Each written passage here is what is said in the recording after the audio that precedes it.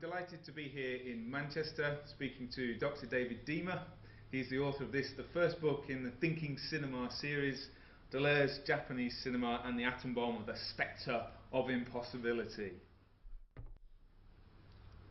Okay, so David, tell us a bit about your book. Okay, well, as you can see from the title, the main focus is on an historical event, the atom bombing of Hiroshima and Nagasaki by the Americans at the end of the Second World War. And the book is focusing upon the way in which that has been captured up, expressed, if you like, through the Japanese cinema. It's focused purely upon Japanese cinema, I might add. The way in which that country has explored a cultural traumatic event through its finest visual medium, the cinema.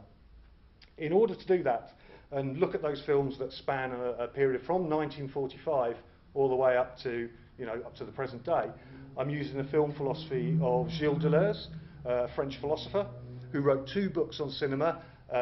Very strange books, in that what they did were they played out lots of different typages of the way in which different kinds of cinema work, so action cinema, melodramas, objective kind of documentaries, the way in which those make us think in different ways, make us feel, make us react. And I use that taxonomy of cinema in order to explore different types of film. That's great. We'll come to the different types of film and the taxonomy a bit more in a moment, but tell us about the subtitle, The Spectre of Impossibility. What's that? Well, that comes from a writer called Abe Mark Norns, who's written quite a lot on Japanese cinema and on the atom bomb. And he says that representing any kind of traumatic event and representing the atom bomb is haunted by the spectre of impossibility. In other words, the question haunts the filmmaker: should I attempt to go near this absolutely tragic and horrific event? How can I represent such a traumatic event through the cinema? So it's a question that hangs over, for Abe Mark Norns, every attempt to explore a horrific event like the atom bomb through filmmaking practice. So it's a different spectre from Derrida. It's not spectres of Marx on this occasion. There's very little Marx in there. Okay. People might be wondering, what films are there about the atomic bomb? If you're trying to think off the top of your head, you can think of perhaps some American films as well, but perhaps not so many. But this is a book with many, many films, a great variety of films.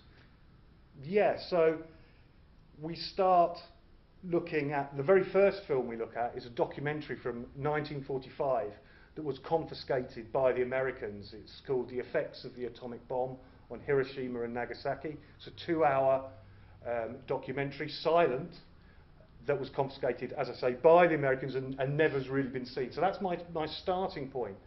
I suppose at the other pole is, as you can see from the front, is Godzilla. Excellent. Okay, so this film, a Japanese city being destroyed by a horrific monster, has been thought about a number of times by writers who want to explore the atom bomb, and quite usually Godzilla is the atom bomb.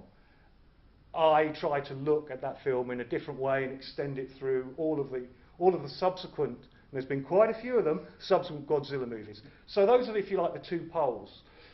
Between that, I look at some animes, so Akira and Barefoot Gen, so looking at the way in which future states are depicted on screen through anime, looking back to an atomic event. How did we get here? In other words, the nuclear legacy.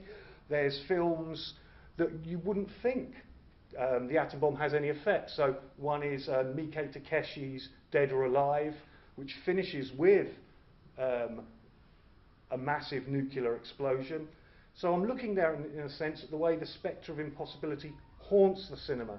So I look at different kinds of films along those lines. So Ring is another one.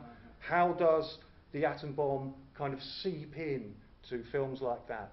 And I suppose where I finish on the book is with, if you like, modernist cinema or postmodernist cinema, and the way in which the atom bomb's been problematized and experimented with and becomes a disruptive influence in the cinema. And so we look at some filmmakers from the new wave, so Oshima and Nagisa, for example, and we look at very contemporary movies like Casshern. So we've got a great range of films then, from the sort of classics of Japanese cinema, but also the anime that people know more common and the popular genre film. Yes, exactly. And I suppose one of the lynch points of the book is Kurosawa. Kurosawa gets a chapter to himself, gets 4 films in the book, and I look at the different ways in which the atom bomb has been captured up in memory. So the way in which it haunts the memory of the Japanese people. And Kurosawa made films right across his whole career, and from the early 50s all the way up to quite late on in the 80s, looking at the way in which the atom bomb was captured up. So he looked at it at different times, in different ways, but always the way in which it haunts the imagination, the way in which it's a spectre of impossibility for the Japanese people to imagine and to remember and to think about and to mourn the passing of the people that they've left behind. So, who is going to be interested to read this book? Well, it's aimed primarily at students that are studying, obviously, film, students that are involved in trauma studies, students that are studying historical events and the way history can be represented or expressed. That would be one kind of domain, and also film philosophy. So students that are involved in film philosophy and the wider Deleuze community. What I've tried to do with the Deleuze angle on this book is give a film for each of the different images and really dive into how each of those images plays out specifically. Books that have come before that have done that tended to focus on the big main images and use films from kind of grabbed from anywhere, and the examples that Deleuze would use himself.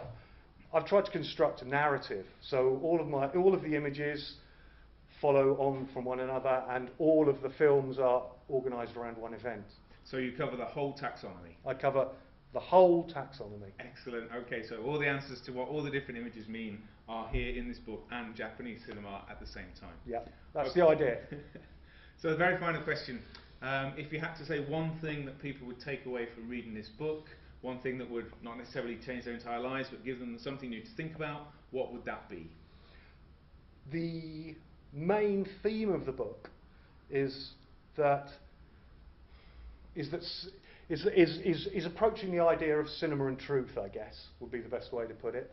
We usually judge films, particularly those dealing with historical events, with traumatic events such as this, on the veracity, on their truth value. How well does it represent the event? You know, that isn't my perspective at all. I'm not evaluating Godzilla against the documentary filmed on the ground in the days after the event happened. I'm not saying, well, obviously Godzilla with a monster and a man in a rubber suit is somehow worse than the effects of the atomic bomb. What I'm trying to do is look at the different perspectives that filmmakers have had on the event, the way in which they've overcome the spectre of impossibility. So we might say, well, why is Godzilla any value? Well, it was very hard to get a film made in Japan about the atomic bomb at that period. Japan was in bed with the Americans, and the Korean War was ongoing, or was gearing up for that. It was very difficult.